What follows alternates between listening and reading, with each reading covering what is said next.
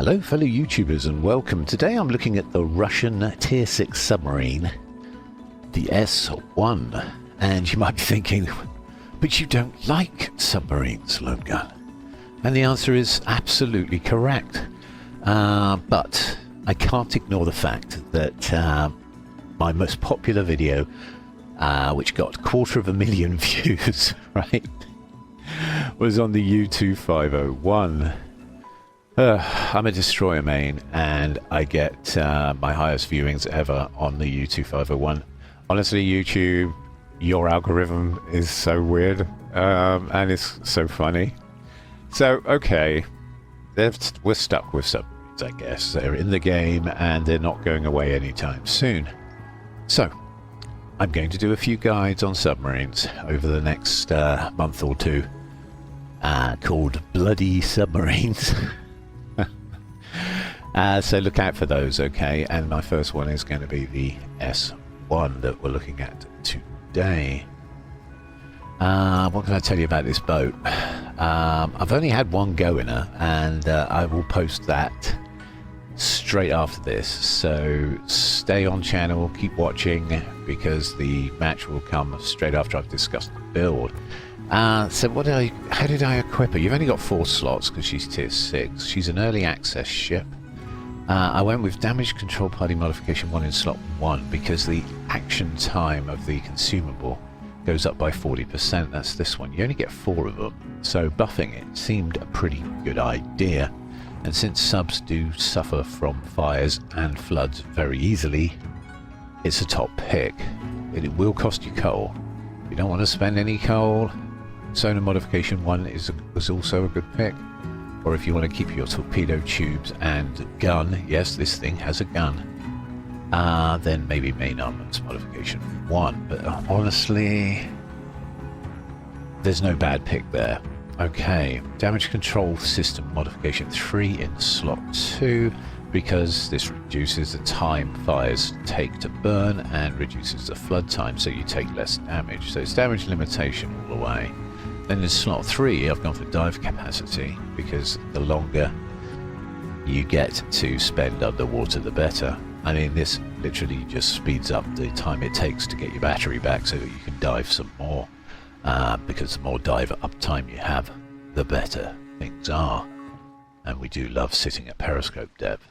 Okay, in slot 4, propulsion modification 1, which gives you lots of acceleration.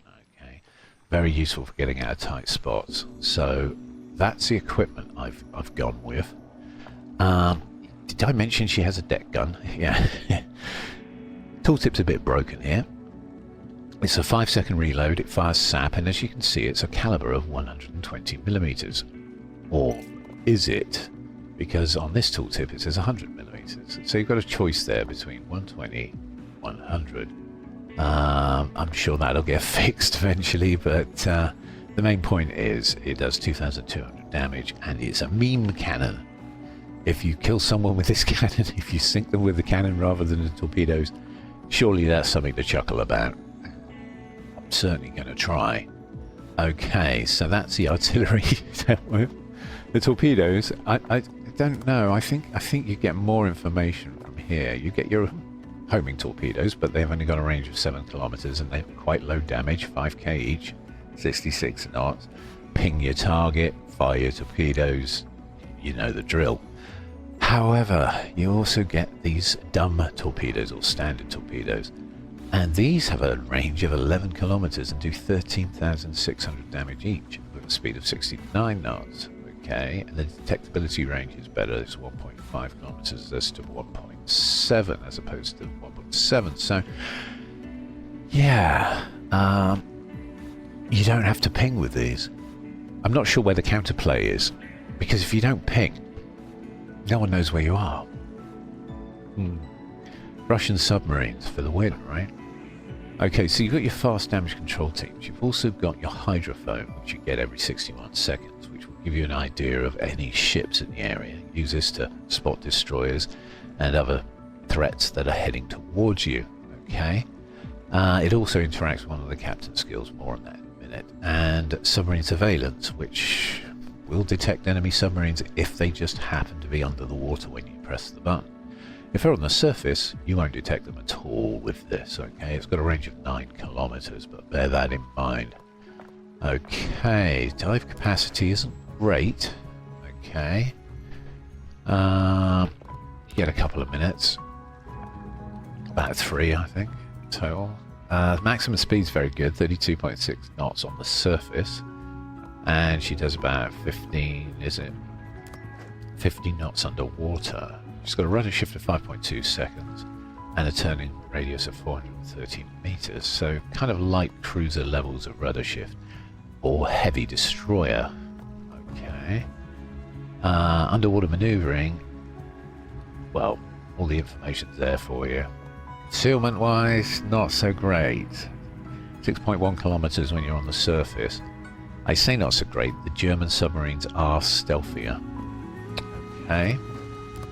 Right, let's have a look at captain skills.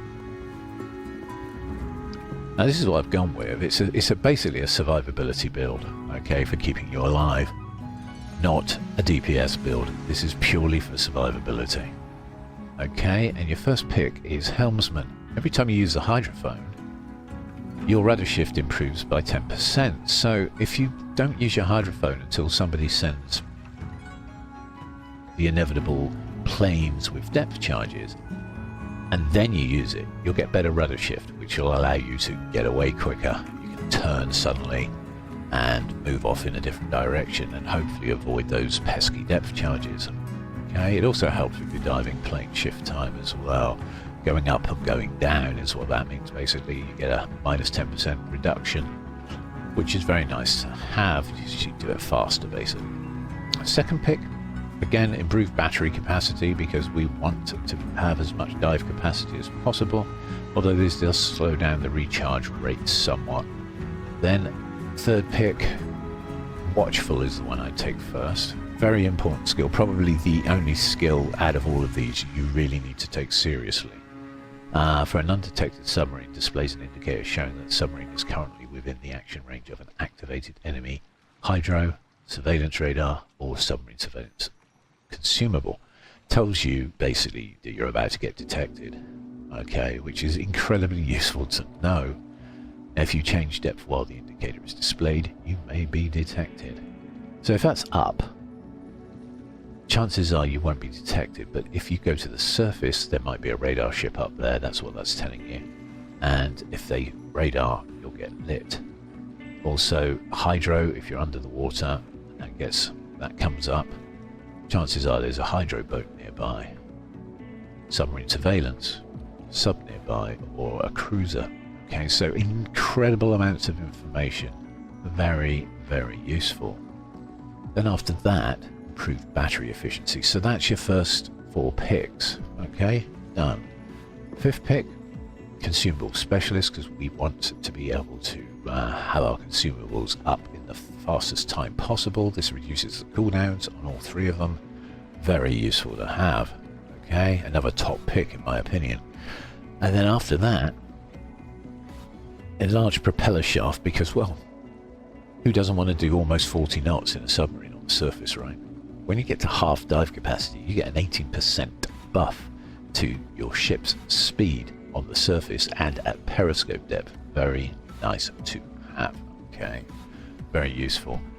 And my last 4 points are probably going to adrenaline rush. Okay, and that is pretty much it for the S-1. And without more ado, let's go take her for a spin. Okay, so starting a new series on submarines. Yes, you heard that right. We're on the map Northern Waters. The series is going to be called Bloody Submarines. I mean, Bloody Submarines, right? I had quite a lot of success with the U-2501 video, bizarrely. Typically, it had to be that one, because I can't stand playing these things, if I'm honest. But here we are, in a bloody submarine. Now, the S-1, the Russian S-1, it's a early access submarine. It's available for grinding Russian tokens in the special event. And or you can get the tokens, of course, out of crates that you actually pay cash for, so you can do it that way too. Her standard torpedoes are a lot stronger than her acoustic or homing torpedoes, okay? That's pretty obvious from just looking at the stats. 7 kilometers on the homing torpedoes, 11 kilometer range on the standard. So bear that in mind. This ship is designed to ensure that nobody knows where you are. We got a gun too, we got a deck gun that fires sap, and the tooltip was a bit confused as to what size it was. Is it 100 mil or 120 mil? Well, it's a submarine deck gun, so chances are it's 100 mil. Now, I've just operated my hydrophone to see if there's anything within 7 kilometers of cap, and nothing pinged. What will happen usually when you use that is you'll get an echo come back at you, and it'll be marked on your mini-map what sort of ship's there. Something is actually capping A, however, which is pretty weird.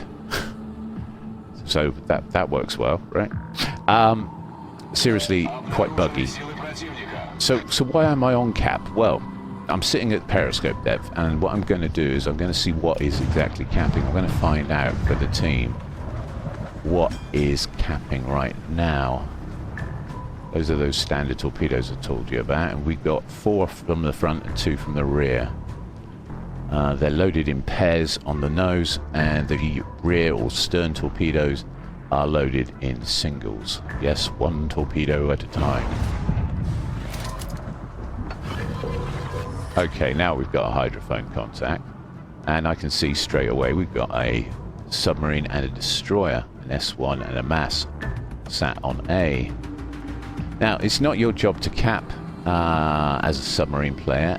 It is a good idea to show your teammates where the enemy fleet, hidden fleet are, because they can use their mini-map to get quite a lot of information from that. Now, what I'm going to try and do is bait the MASS into one of our cruisers. That Helena over there looks perfect.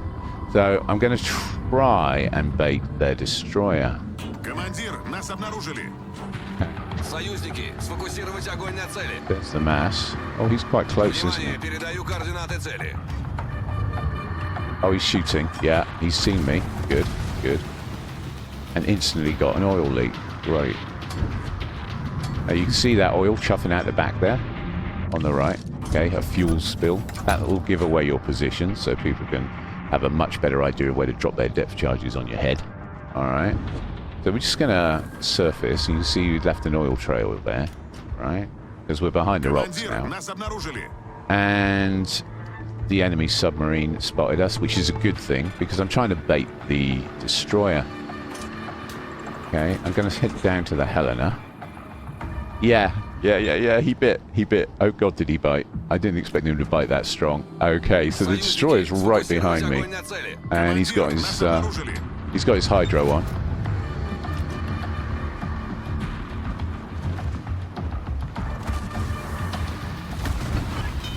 See, Watchful didn't. Oh yeah, now it tells me I'm in detection range, of course, because I'm under the water. I'm safe. If I surface, I will be detected. Okay, that's that 3-point skill I was telling you. Watchful, very important. Tells you a lot. So yeah, there we go. We've pinged him. Because at these sort of ranges, I'm probably better off trying to bend a homing torp into him because he's a destroyer, and the Helena takes him out.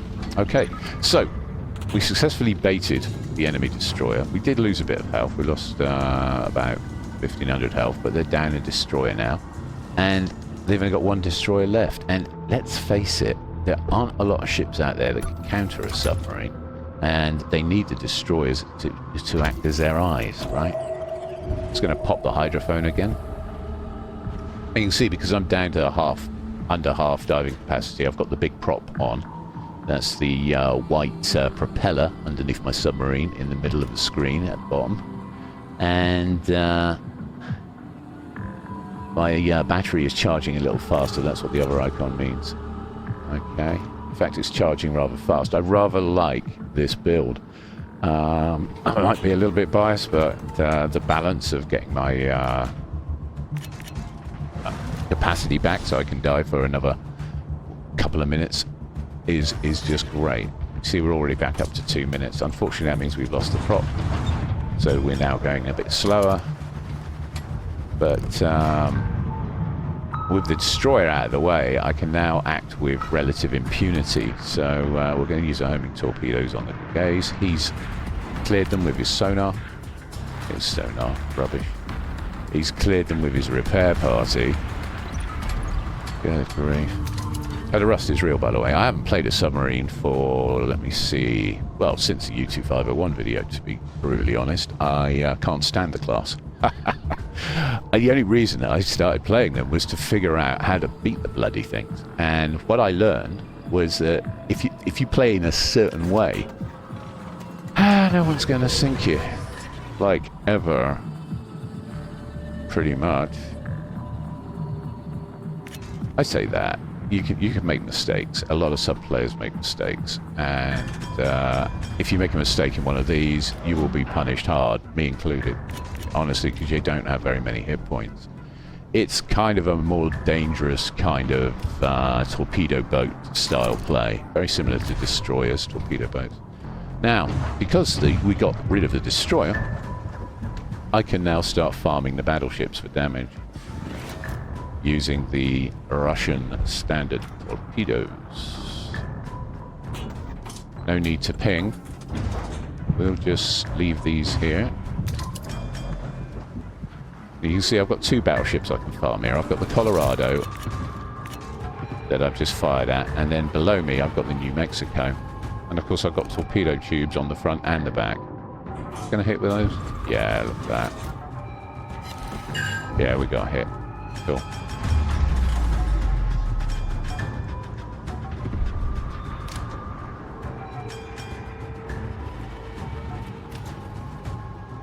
I think we're going to get lucky with those, are we? No, they just missed. Okay, he's going very slow. Very, very slow. Which is okay. That's another thing. Battleships of this tier, at tier 6, are extremely slow. Meaning, they're easy targets for a little light submarine like the S-1. She really is disgustingly powerful boat for her tier, honestly. My impressions are that this thing's going to cause merry hell in the right match, especially when you're on tier. I mean, I'm in a tier 8 match here, in my tier 6, but if you were on tier with lots of tier 5 and 6 battleships, you're gonna absolutely destroy the poor fellows. Oh yeah, look at that. Look at that, another hit. Maybe 2. Yeah, 2 hits. And a flood. Awesome. Good times, good times. So we're just gonna send some more torpedoes at the New Mexico. Again, we're just using the 11-kilometer ones that we don't have to use ping for. Meaning, no one can ASW us. So where's the counterplay for this, right? I mean, it's the same story with torpedo boats, destroyers. People forget that basically a good torpedo boat player remains undetected for the entire match. I'm looking at you, Shimakaze mains. Alright, you know who you are. If you play it well enough, and you're a sly little ninja, you can spend the entire match undetected. It's a similar story with the S-1 and the Russian submarine chain. They are a bit more advanced as torpedo boats go, because we can go underwater and we can remain pretty much undetected using our underwater skills and our periscope depth skills. And let's face it, we're a good counter to aircraft carriers too, because they, unlike a torpedo boat, they'll have to smoke if there's an aircraft carrier that wants him dead. We just have to, all we have to do is just submerge, and it's job done. I can't believe they did that. They just collided. Oi, I was farming him. Do you mind? Bloody hell. Bloody submarine. But I'm not going to go out of my way to play tons of matches in submarines. I'm just going to go through the classes I've got one at a time and do a little video introduction on them, because to be honest, for me personally, it's a personal thing. I find them really boring to play. So we're going to capture this for the team. So we now got 2 caps. Okay, that's why I was doing that. then I find torpedo boats can be a bit, destroyers can be a bit, especially torpedo lines can be a bit boring. Gunships are more fun, specifically French gunboats, yes. But that said, not all torpedo boats are born equal, and I love my Benham. I do absolutely love my Benham, and I love my Cassard. Those are two torpedo boats I absolutely love playing. I do like my Shima as well, if I'm honest. So there are some exceptions to the rule. Yeah, nice try. That one was close. That one was close. You see, I pinged, so he had a go. He had a crack. And who would blame him?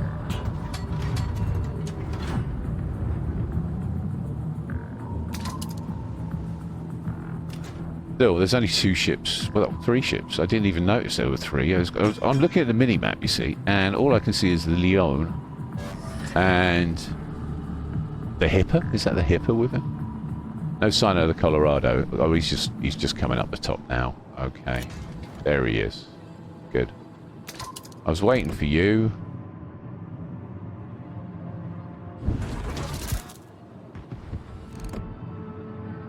Kind of coming straight at me, isn't he? I'm here. No, I'm not. Yes, I am.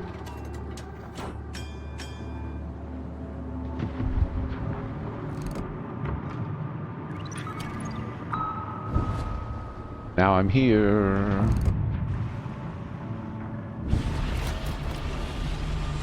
Spooking the sheep, that's what I call this. Spooking the sheep.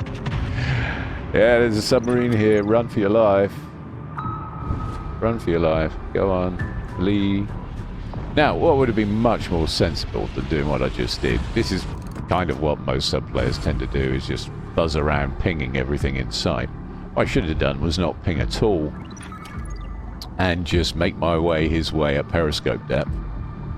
And then if he got close enough, and I will catch him because he's in a Colorado that does 20 odd knots, and I'm in a Russian submarine that does 30 odd knots even at periscope depth, so I could just have gone after him with the dumbfire torpedoes, not even used acoustics, to be honest with you, or homings as is the other term for them. I could have just used the dumbfires. Switching to him now, because honestly, the last thing on his mind would have been a submarine. But I just wanted to show you what most submarine players tend to do in matches. They just tend to ping a lot, and that gets them killed more often than not by the ASW. It's a lot harder to kill them these days because of the improved rudder shift that Wargaming thought was a good idea. I don't know why they thought that was a good idea, but yeah, it makes it easier to stay alive even if you don't know what you're doing. Okay, so let's go after this dude. How are we doing for time? 6 minutes to go. And I reckon he's going to turn to starboard to use his guns on the Italian battleship behind me. So I'm just going to leave those there, and I'm going to then turn around maybe and use the rears. Should we use the rears on him? I don't need to use the rears on him, do I? I've only got to clip him with one of those. Let's have a look. They look pretty good. From the positioning on the mini-map now, they look to me like they're going to slam him in the side. He's reacting.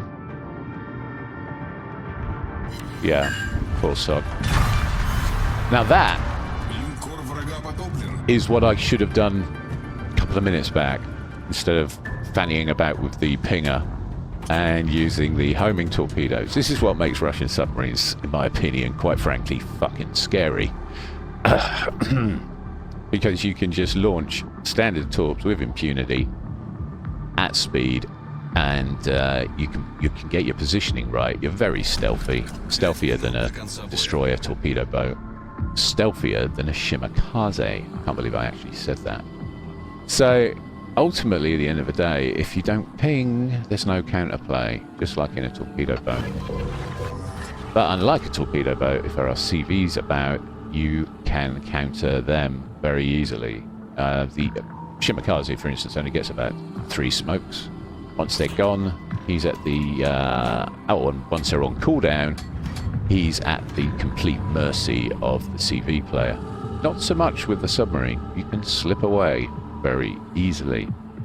So think of it as a super stealthy, experimental torpedo boat that can go underwater. That's the play style anyway, on the S-1.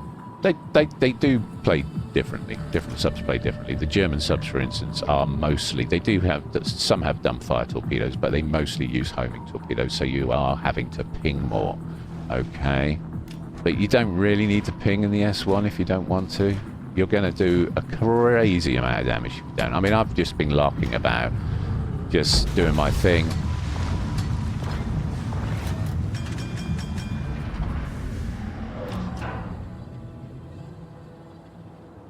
That was rude, wasn't it? That was rude. Yeah, nobody likes you, by the way. If you're in a submarine, expect to get toxic behavior from your teammates, all right, on a regular basis. Because no one likes them. Or you. For playing them. I don't care, though. I've got broad shoulders. I've got a wife and kids. So I've seen it all, done it all. I've sailed the world. And yes, I do know that there are other submarine types. It's all you people out there that thought that was weird. He only thinks that subs launch nukes. I know about hunter-killer submarines. I was around when the Belgrano got sunk. Rest in peace. During the Argentinian Falklands, the Falklands War. Yeah. And I know that there are submarines that hunt submarines, and there are submarines that hunt surface ships. Okay. Submarines that do it all. There are so many different types of submarine now out there, lurking in the depths, waiting to strike. When some idiot in a suit tells them to. Okay.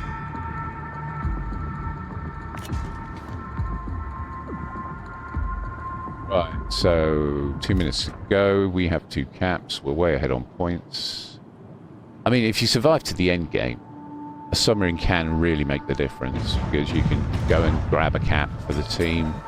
You can deal with a prickly target. There's no destroyers left now to spot you.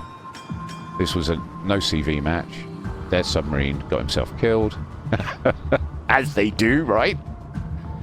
And so this is when you're getting farm damage. This is when you're going to get your damage numbers up. Unfortunately, we've run out of time on this one today. But honestly, I was just lucking about. I probably could have got 50, 60, 70,000 damage pretty easily if I'd focused a bit more on that. But I just wanted to show you the do's and don'ts of submarine play in the Russian S-1. Yeah, they're going to avoid those torps, aren't they? Yeah. Yeah. But then they're more avoiding the fire of the enemy fleet than they are me, to be honest with you.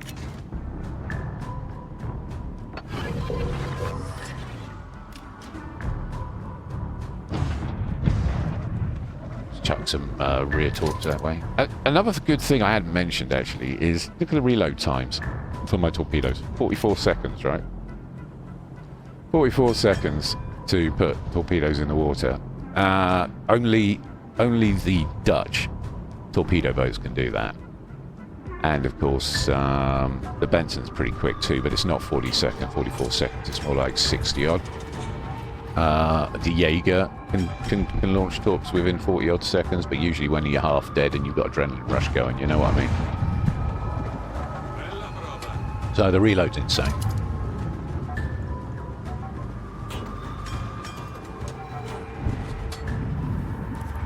Just trying to get some more torps in on the Leon, but he is weaving about. He's presenting a difficult target. And that's the end of the map.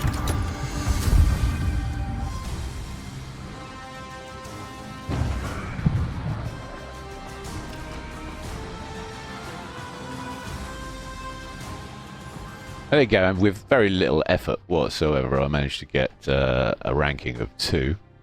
I would say I'd probably need to do a few more matches to get expert, but you know it and I know it. In about 3-4 matches time, that's going to happen. The experience points were okay. They're always okay in a submarine, sometimes a little too okay. 43k damage on that poor Colorado. We trolled him hard. 8.5k floodings. And we made 190,218 credits. Okay, that's the Russian S-1. Hope you enjoyed the video as much as I did making it, and thank you all very much for watching. Thank you.